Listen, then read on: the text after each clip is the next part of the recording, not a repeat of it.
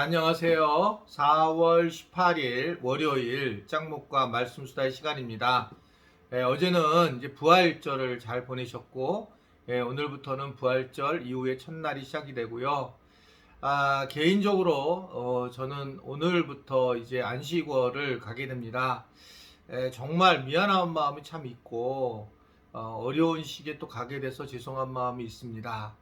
몸, 또 마음, 영혼 잘 챙겨서 돌아오겠고요. 오늘 그래서 말씀 수다를 올리는 것은 미리 제가 올려서 찍어야 될 것 같아서 미리 찍게 됩니다. 이 공간이 좀 나오는 것은 제가 최대한 많이 찍고 안식월을 갔다가 또 혹시 안 되면 그때그때 이제 제가 그 지역에서 찍기도 하고, 또는 뭐 때로는 제가 있는 곳에 영상들을 좀 첨부해서 보여드리는 그런 시간을 가지려고 합니다. 올해까지는 약속을 했기 때문에 어떻든 올해까지 말씀 수다를 가능한이 아니라 찍도록 그렇게 하겠습니다. 오늘 우리에게 주신 하나님의 말씀은 창세기 35장 16절에서 29절의 내용의 말씀인데요. 하나님 말씀을 보시겠습니다. 그들이 베델에서 길을 떠나 에브라스에 이르기까지 얼마간 거리를 둔 곳에서 라헬이 해산하게 되어 심히 고생하여 그가 난산할 쯤에 산파가 그에게 이르되 두려워하지 말라, 지금 내가 또 등남하느니라 하매 그가 죽게 되어 그의 혼이 떠나려 할 때에 아들의 이름을 베논이라 불렀으나 그의 아버지는 그를 베냐민이라 불렀더라. 라헬이 죽음에 에브랏 곧 베들레헴 길에 장사되었고 야곱이 라헬의 묘에 비를 세웠더니 지금까지 라헬의 묘비라 일컫더라. 이스라엘이 다시 길을 떠나 에델 망대를 지나 장막을 쳤더라. 이스라엘이 그 땅에 거주할 때에 르우벤이 가서 그 아버지의 첫 비라와 동침하며 이스라엘의 일을 들었더라. 야곱의 아들은 12이라 레아의 아들들은 야곱의 장자 르우벤과 그 다음 시몬과 레위와 유다와 이사갈과 스불론이요, 라헬의 아들들은 요셉과 베냐민이며 라헬의 여종 비라의 아들들은 단과 납달리요, 레아의 여종 실바의 아들들은 갓과 아셀이니 이들은 야곱의 아들들이요 밧단 아람에서 그에게 낳은 자더라. 야곱이 기럇 아르바의 마므레로 가서 그의 아버지 이삭에게 이르렀으니 기럇 아르바는 곧 아브라함과 이삭이 거류하던 헤브론이더라. 이삭의 나이가 180세라. 이삭의 나이가 많고 늙어 기운이 다함에 죽어 자기 열조에게로 돌아가니 그의 아들 에서와 야곱이 그를 장사하였더라. 네, 오늘 말씀을 보면 결국 엄청난 인생의 험한 길을 살았던 야곱, 그리고 4명의 아내, 또 12남 1녀의 자녀들이 이제 마지막을 점점 향해서 가고 있습니다. 그 중에 특별히 또 이 야곱이 결국 아버지의 집으로 이제 가는 도중에 라헬이 난산으로 결국 고생을 하다가 아들을 낳으면서 죽음을 당하는 게 오늘 본문의 말씀입니다.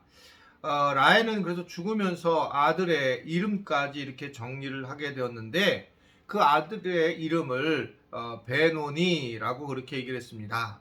슬픔의 어떻든 아들이라고 하는 뜻이죠. 야곱은 그 아들을 얻었지만 동시에 아내를 잃는 그 슬픔을 경험하게 됩니다. 참 세상을 살면 보면 이렇게 슬픔과 기쁨이 동시에 올 때가 굉장히 많이 있습니다. 저도 늘 그랬던 것 같아요. 저희 손주 하라가 태어날 때 저희 장인어른이 돌아가시는 그런 모습을 보았고, 여러 일들이 그런 일이 많아요. 여러분 주변에 있는지 모르겠습니다. 누군가가 돌아가셨을 때에 새로운 아기가 그 가정에 와서 위로가 되는 그런 경우를 굉장히 많이 보게 됩니다. 이 하나님의 어떤 뜻이 진짜 오묘하다라고 저는 생각을 하게 됩니다. 사람이 이제 그 아내를 잃게 되니 얼마나 힘들고 어렵겠습니까만, 그에 따른 또 새로운 기쁨의 아들이 이제 오게 되면서 베냐민이라고 하는 최고의 그 사랑하는 아이 요셉과 더불어 그런 아이가, 막내가 이제 태어나게 되었다라고 하는 거죠. 우리가 세상을 살아보면서 결국은 이러한 슬픈 일과 또 참 아픈 일을 늘 경험하게 살아갈 수밖에 없는 존재입니다.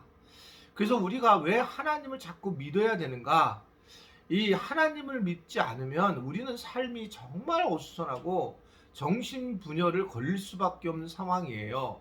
오직 하나님만을 바라보고 살아가는 것이 얼마나 귀하고 복된 일인가라고 하는 것을 생각해 볼 수가 있습니다. 그래서 오늘 그런 말씀이 나오고 결국은 이제 이 하나님을 바라보았던 야곱이 하나님의 약속을 생각하면서 아이의 이름을 베냐민이라고 하면서 바꾸게 되죠. 이 베냐민이라는 이름은 능력의 아들이라고 하는 그런 뜻을 가지고 있습니다.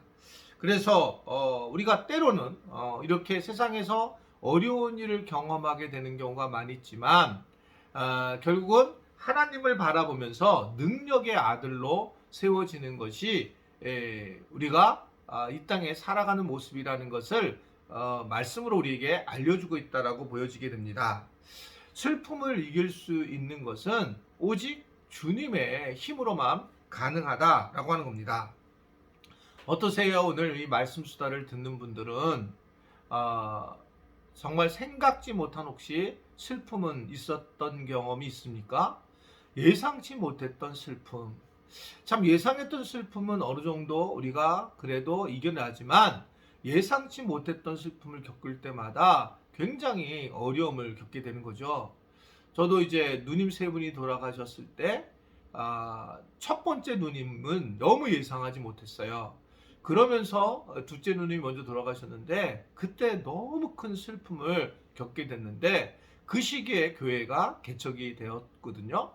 그리고 이제 막내 누나나 첫째 누나가 돌아가실 때는 그분들을 내가 안 좋아했던 게 아니라 그렇게 슬픔이 있지 않았습니다. 왜냐하면 이제 누구나 돌아가실 수 있다는 사실을 알게 되었기 때문에 이건 뭐 내가 할 수 있는 방식이 아니구나라는 것을 깨닫게 되는 거예요.